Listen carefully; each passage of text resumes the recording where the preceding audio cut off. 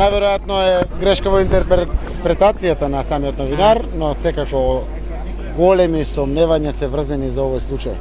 Тоа го објаснувам јас и во самото интервју и секако со обелоденувањето на вистината за Смилковското езеро или проектот на владата Монструм, како што го нарекува со кривичната пријава, ќе обелодени и болна вистина. Секако сомневањата се големи, нашата намера не е да ставиме квалификации, но секако вистината, штом ќе обелодениме, граѓаните ќе знаат што во суштина покажува таа. Добро, ама што точно кажавте ако не е добро тоа? Дека постојат големи сомневања за тоа што се случило со случајот Монструм. Господин Заев, до вчера и буквално до вчера премиерот и неговата партија која тој ја представува тврдеа дека за прислушуваните материјали стоја странски служби. Вчера во интервју за еден портал тој излезе и почна да набројува земји, западни земји кои не стојат. Ваш коментар? Добро, гледате како модифицираше, се менуваше целиот овој процес. Прво беше некои комбиња со некои тактички опреми, па странски служби, па креирани, лепени, прелепувани, долепувани. За конечно преку интервјуто вчера премиерот да потврди дека не постојат странски служби. И не може повеќе да лажи, затоа што и во обвинителниот акт нема странски служби. Има осудено човек за шпионажа. Шпионажата по закон е поврзана со странска институција, служба, било што е странско. Никаде не се спомнува во пресудата на човекот странска служба. Знаете дека јас сум осомничен за насилство врз премиерот. Де факто јас сум насилникот врз премиерот. Знаете дека и пасошот го вратија? Знаете. Знаете дека Бранко Палифров е помагач на насилство и нема ништо друго, а е во притвор. Ова интервју, кое што премиерот вчера го кажа, апсолутно после него очекувам да бидат отворени обвинителните акти и веднаш луѓето од затворите да се пуштат.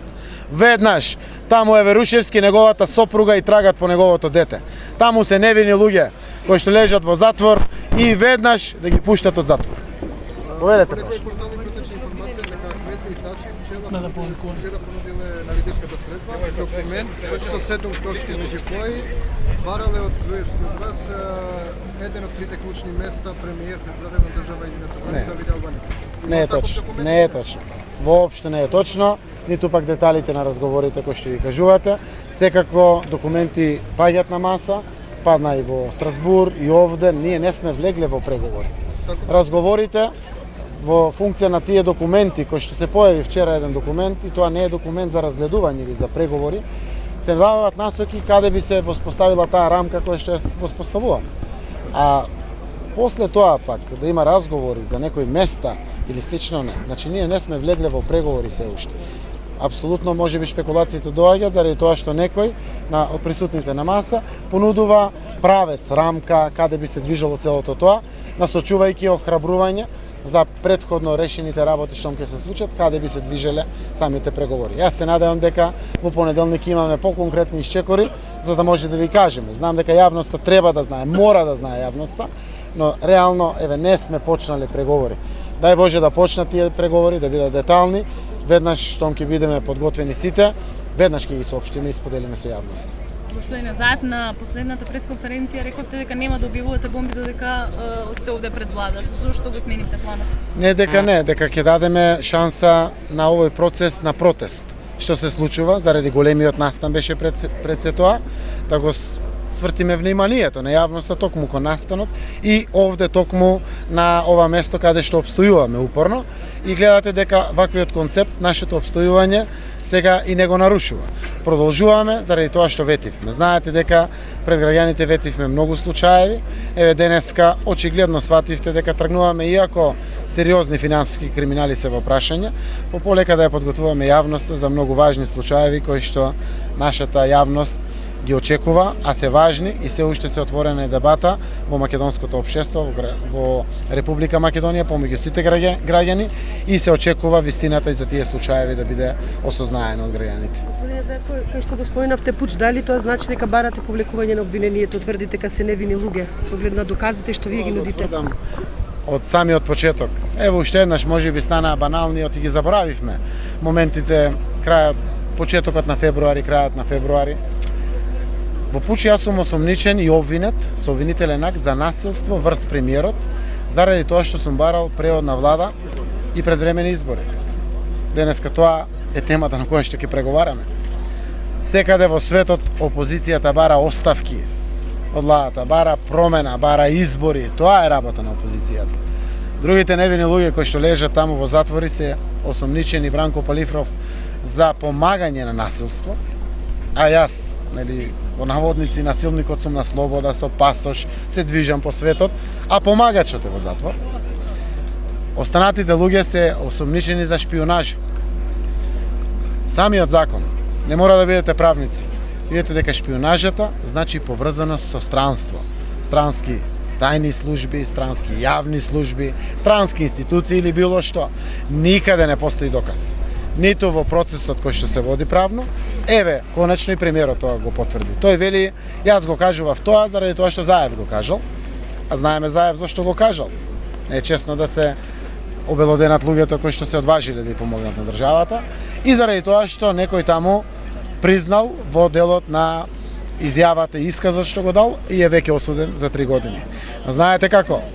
За убиството на Кенеди има преку 120 граѓани во Америка пријавено дека го убиле Кенеди. Не се затворени тие не се убиците. Барале докази покрај тоа што тие дале исказ. Ова станува и банално и смешно што се случува и апсолутно јас очекувам дека ова конечна изјава на Груевски која што ја даде, а знаејќи дека е комплетно под контрола јавно обвинителство и судство на неговата власт, а тој е врвот на власта и тој е организаторот на целото ова, да веднаш се отворилат сите обвиненија и луѓето бидат пуштени од затвор. Господине Заев, првиот став ваш беше дека Груевски брзо ќе поднесе оставка. Последно што читаме за германскиот вестник е дека не очекувате оставка од Груевски, но тврдите дека ќе има, како рековте, ќе има улесни на опозицијата и на граѓанското општество. Што навестувате? Каква размисла? Ние не отстапуваме од нашите барања. Знаете дека е едно од основните барања оставка на Груевски. Како секој рационален човек, така и политичар, доказ и сведок ми е тоа што јас како прв во опозицијата го објавив. Во секоја нормална земја не треба ниту 3 дена за оставка. Најверојатно треба 3 минути или 30 минути најмногу да се поднесе оставката. И заради тоа е оваа мачнотија низ која што поминуваме ние како опозиција, граѓаните на Македонија, Македонија, верувам и тој кој што седи во владата. Не му е лесно и мачно му и него. Убаво е да се олесни и себе, да ја олесни на Македонија да ја поднесе оставката.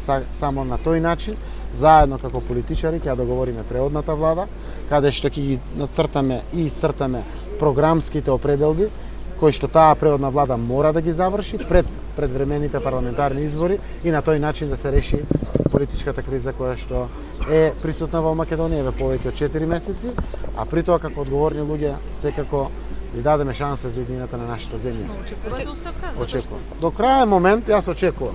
Едно е дали верувам или не. Знаете, јас сум граѓанин кој што споделува верување како и сите. Од самиот момент и очекував и верував. Сега ја очекувам како акт на разрешение, иако не ја верувам. Добро, кој е тој крајен момент? Од тој дел, зошто го кажувам ова? Постојат и други начини како де факто Груевски да падне како премиер. Но ќе го оставиме тоа преговарачкиот процес да го каже. Затоа низ преговорите во делот на паѓањето на власта и владата да се дојде до преодна влада каде што тој нема да е премиер. Деталите би требало да оставите на самите преговори, заради тоа што би можело да наштетат на можни алтернативи на развој на преговарачкиот процес. И затоа го велам ова. Значи, не верувам, ама очекувам. Би требало да се случи. Тоа е начинот на кој што ќе се олесни на така. Кој е тој крајен момент, господин Заев, да чекате и верувате? Месец јуни е очигледно почетокот на летото. Јасно име на сите, не треба да бидете посебно политички упатени, дека Груевски калкулира. Ние нема да дозволиме да летото длабоко навлезе. Советот на министри на Европската Унија знам дека има донесена одлука до крајот на јуни да се реши политичката криза. Како пријатели на Македонија, искрено верувам дека ќе помогнат со тоа. Ни требаат влијателни луѓе, ни треба и представници од Соединетите Американски држави, најавуваат одредени луѓе дека ќе дојдат како модератори и организатори на целиот преговарачки процес и на крајот гарантори на тоа што ќе се договори, на што и да е нека се случува брзо. Дали Карл Мачно Билт е е за еден од тие Македонија. луѓе? Немаме ние информација. Јас господинот Карл Билт го познавам како познавач на Македонија, искусен човек, тешкаш, како што знаат да го наречат со речникот и политичарите и новинарите. Немаме никаква информација дали токму тоа е тој. Ако имам информацијата, ќе споделам. специјален претензор? Да. Дека ќе испрати представник. Не знаеме дали тоа ќе биде фасилитатор или модератор на преговорите или ќе биде специјален представник. Разликата во одлучувањето е различна. Немаме такви информации, верувајте. Деталите рете Европската унија да ги соопшти ако тие одлучат.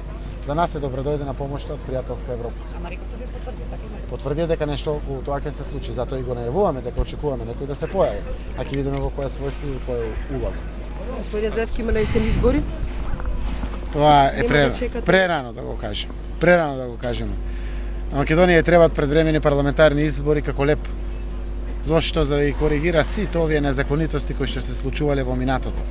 Но при тоа, некој мора да ги гарантира фер, демократските, регуларните аспекти на тие избори. Уште еднаш, нерегуларни избори, знаете дека е недозволиво на сите. Јас верувам дека ниту ќе се дозволи власта Груевски да оди на нерегуларни избори. Токму една од причините за барањето преодна влада е токму тоа. Во одреден временски период, колку што е можно тоа најкраток временски период, да се подготви нашата земја за после долго време фер, регуларни и демократски избори. И благодарам.